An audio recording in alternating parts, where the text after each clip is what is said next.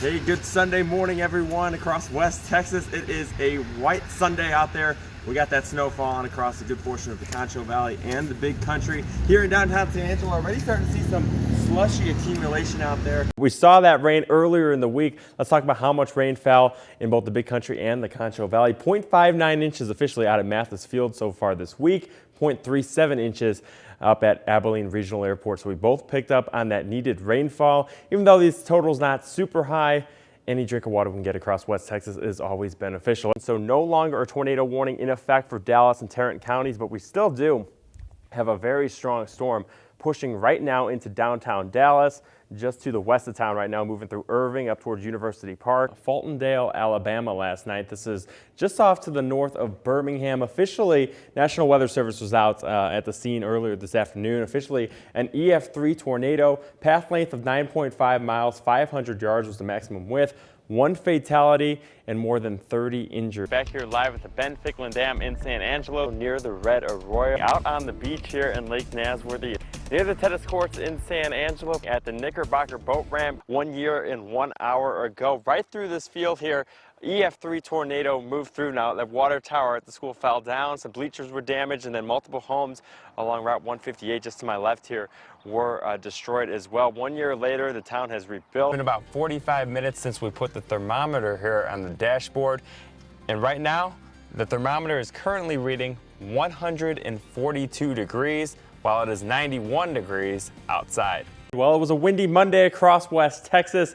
I took this video earlier this afternoon at Lake Nasworthy in San Angelo. Those waves were rocking and rolling today with those strong westerly winds, upwards of 30, 40 plus miles an hour, and that's what it does to the lake out there. So I didn't see a single boat, nobody out on Lake Nasworthy today.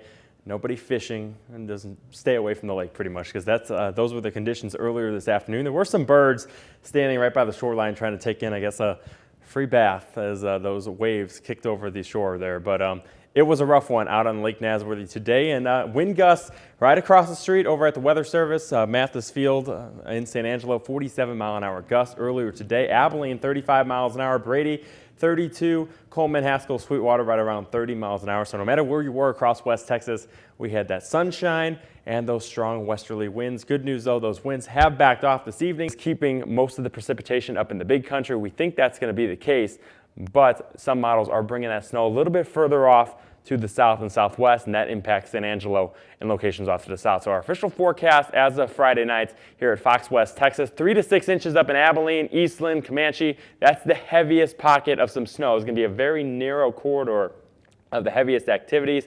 May even see some totals inching close to 7, if not 7 to 8 inches in a few isolated locations. Snow totals drifting off significantly the further southwest you go, 1 to 3 inches here in the pink, and then just a dusting to an inch in the whites, and then further off to the southwest, just mainly a rain event for us. Hurricane Iota, this is a monster hurricane. It was a Category 5. It is now down to a Category 4 by about 2 miles per hour. Why does it get so hot here in West Texas? Well, you could thank the Death Ridge for that. What's the Death Ridge? It's an area of high pressure that commonly builds over the southern plains during the summertime. This prevents clouds and rain from forming and leads to sweltering hot days across West Texas. One victim sent to the hospital after being stabbed in San Angelo late yesterday afternoon. Shortly after 4 o'clock, officers responded to the 600 block of Avenue X in San Angelo for the report of a stabbing. Upon arrival, there was one person who had been stabbed at the scene and taken to the hospital for treatment. Police were on the scene with little details at this time. We started in the low to mid 30s across West Texas, 36 Paint Rock, got down to 38 here in San Angelo, 31 below freezing off to the west in Garden City. But compare this to what we saw up to the north, Minnesota. It was about 60 degrees colder. This is actual air temperatures recorded earlier this morning. Cotton, Minnesota, minus 35. Can't really pronounce this one, but Cabotagama, Minnesota, minus 33 degrees. International Falls, minus 28. Beaver Bay, Minnesota, minus 24. So it was cold here in West Texas, not nearly as cold as the upper Midwest today. Thankfully, nothing like that in our near future. Right now, take a look at downtown San Angelo. Looking good. We had a beautiful sunny day today. Those temperatures cooling off quickly. 52 right now, San Angelo, 46 currently in Abilene.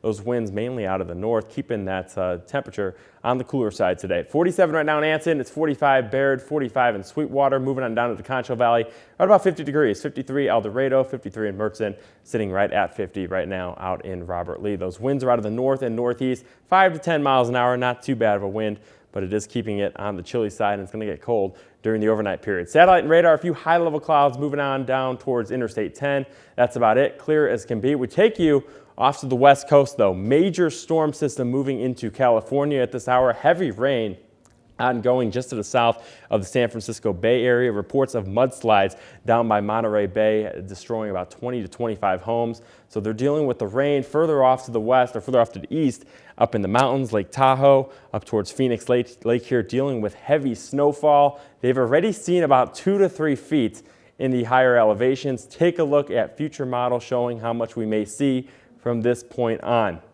40, 50, 60, 70 inches still to fall. We're talking snowfall totals in the mountains over 100 inches. Yeah, quite the snowstorm for the mountains of California. Good news though, it's good for the ski resorts across the west coast. Lows tonight, no snow on tap, but we will get cold. Upper 20s to low 30s across West Texas with mainly clear skies. Tomorrow, partly cloudy skies, a little bit more cloud cover than what we've seen today. We're talking highs staying in the 50s with a light wind. So another chilly day on tap, but we do warm up as we head into the coming weekend, back into the 60s for both the Big Country and the Concho Valley. Slight chance to see a passing shower early on your Saturday. Don't buy it though. Most of the activity is going to stay off to our east, but we'll go with a 10% coverage of that early on Saturday. Then we warm things up into next week. Low 70s return next Tuesday and Wednesday. Don't be fooled though. Cold front set for next Thursday, bringing our temperatures back down to seasonal averages. So a mild week ahead after we get through tomorrow, but we do cool things down towards the end of next week and into next weekend. Sports coming up after the break.